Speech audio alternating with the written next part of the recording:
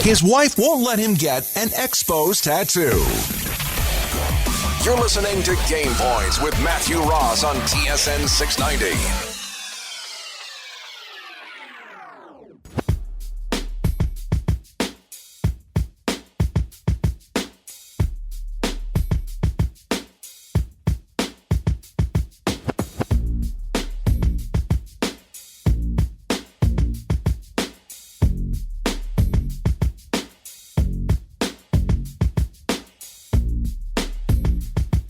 .503 TSN 690 Game Points with Matthew Ross, Stefano Micella in studio, as well as Jimmy G on the board. You can follow us at Matthew Words on Twitter. We're here until 7 o'clock tonight. Right now, we welcome in our next guest. He's the president of Little League Canada, and he is going to talk to us a little bit, of course, about the tournament, which is happening in early August right here in the province of Quebec, in Valleyfield, to be more precise. You can check out their website at littleleague.ca or on twitter.com/LGE Canada. We welcome the president of Little League Canada, Roy Bergerman. Hey, Roy, how you doing? Good. Yourself, Matthew? Very well. Thanks for taking the time today. You're welcome. Well, first of all, wanted to get you to talk about what Little League Canada is. Well, we're in affiliation with Little League, obviously, in the United States. There's Little League baseball and softball in Canada. We run both programs, as well as a challenger program, which is for kids with disabilities. And with the championship tournament that we hold every year, it rotates across the country. And this year it's going to be held in Quebec. August the 1st to 10th in Valleyfield, Quebec, which is just south of Montreal. So not too far for baseball fans here in the city who want to check it out. And now, how does it work running up? I understand there's tournaments right now, all different age groups all over the country. Yep. Canada's divided into 5 divisions. We have Atlantic, Quebec, Ontario, Saskatchewan, and Manitoba. Alberta is one, and then British Columbia. And they've done their district tournaments, and they'll be moving into their provincials here this weekend. And the winner of those provincial championships will all travel to Valleyfield. Now, obviously, the prize, if you will, that will get the most attention is one team from the championship, one age category, of course, will end up going to the Little League World Series down south. That's true, and it's Canada was actually the first international division of Little League. And it was really a natural extension in North America for it to happen. It really took off when Little League started in the United States in the 40s, or the early, I guess late 30s, early 40s, because there really was no organized baseball for kids and no set rules or diamond sizes or all that. So when they developed that in Williamsport and it started to take off in the Eastern Seaboard and the Eastern States, it was kind of a natural, because baseball was such a popular sport in Canada. Well, of course, the Little League World Series, very popular in the U.S. ESPN is all over it. Canada traditionally hasn't exactly won the tournament, but how have they fared, and how do they fare against the competition from abroad? Actually, pretty well. You consider the difficulties that we do have. For the most part, we have short season here. We can't really get started except on the West Coast until May. The West Coast is a little bit ahead, but and it's it's not a national sport, so it's it kind of takes backseat to hockey in Canada. But it also we've traditionally done, I guess, fairly well. I mean, in the early years, Stony Creek, Ontario, lost in the final game there. We've never got back to the final since, and since they've gone into a kind of an international pool and an American pool. We've really got a tough road to hoe, because you got to work your way through all the international countries to get to the final game against the American champion. More close to home here, there's a program close to Montreal or within Montreal called the NDJ Lynx, and I've just been told that they're in the final tomorrow. If they win, they go on to the tournament in Valleyfield, and they have obviously a whole bunch of age groups. So have you heard of this particular program, and how do the Quebec teams generally do in this annual tournament you have coming up?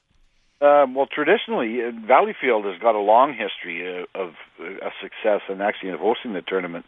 I think they've won and gone to Williamsport 3 or 4 times over the years. NDG is a fair newcomer, I guess, to the scene, but they've been very successful over the past 6 or 7 years. And I know I was in Williamsport when they were there one year, so they've done well. And they traditionally, by the time you get to that national championship, everybody's a pretty good team because they've had to go work their way through their provincials, and they usually are challenged to the max when you get to the provincial tournament. So if NDG won it in Quebec there, I would expect them to do fairly well.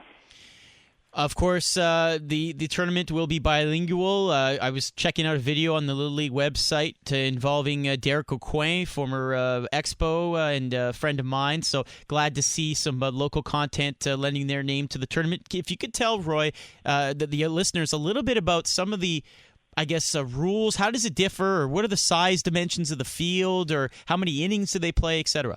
Well, for a Little League game, it's a 6-inning game, and it's played on a 60-foot diamond. The bases are 60 feet apart rather than 90, which is Major League.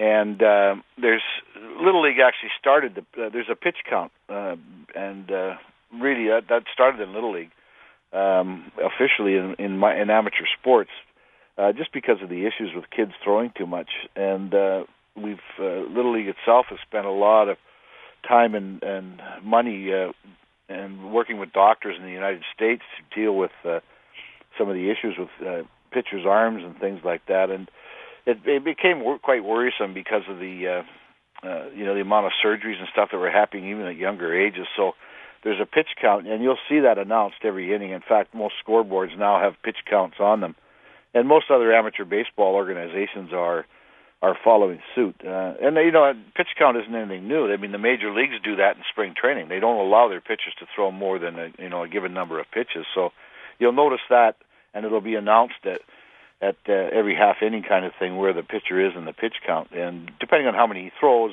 or she throws, they have to have a certain number of days rest. So just to make sure that we don't do any damage to their arms. The 6-inning games, there's no leadoffs in this division of Little League, 11 and 12-year-olds. And the fence is set for around 210 feet. Oh, wow. Even I could put it up. No, I'm just kidding. I still couldn't put it up. I have trouble, too. We're chatting with Roy Bergerman of Little League Canada, littleleague.ca, if you want to get more information. I'm seeing alumni, a foundation. Tell us more about what you guys have and what you raise money for. Well, basically to ensure that the program continues. That's the goal of the foundation, and any kind of capital projects that we think we might need in the future. We try and support the leagues across Canada, because money's always an issue. Some kids have difficulty paying, so there's funds raised to make sure that anybody can play, that they don't have to pay a fee. Any child's entitled to play. We've got different divisions, and Little League was the first to start the Challenger division, which is for physically and mentally disabled kids who have challenges playing, but the goal there is obviously to let them play on a diamond on a team and in a uniform, and it's been a huge success, the Challenger program. So you'll actually see a Challenger game, I would believe, just before the championship game on August the 10th. Why did you get involved with Little League Canada? Well, I grew up playing Little League in the Vancouver area, and I just remembered the great times I had there, and all the work that the people did to make sure that I could play baseball. I grew up in an area that there wasn't a lot of stuff to do. It was kind of a rural area, and I guess baseball was one great thing because it was, as they said in those days, idle hands.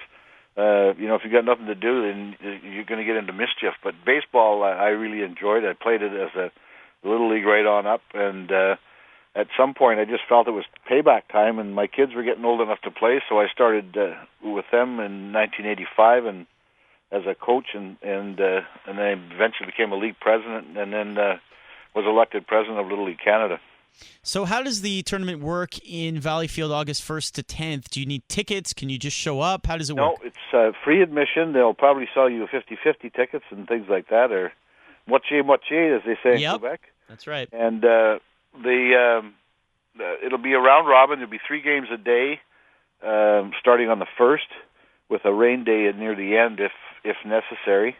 And then there's the semifinals between the top 4 teams, and then the 2 winners of that play on Sunday, the 10th of August, for the championship. And they'll probably be leaving the next day to head to Williamsport for the winner, and the rest of the teams would head home from that date. Well, we wish you the best of luck with this year's edition, and I'm going to try and get out to a game or two as well. If listeners want more information, they can check out littleleague.ca. You can follow them as well on twitter.com/LGE Canada. Roy Bergerman, president of Little League Canada, thank you so much for spending some time with us. Thanks for having me on. All right. There you go. It's Valleyfield. Yeah, exactly. All righty.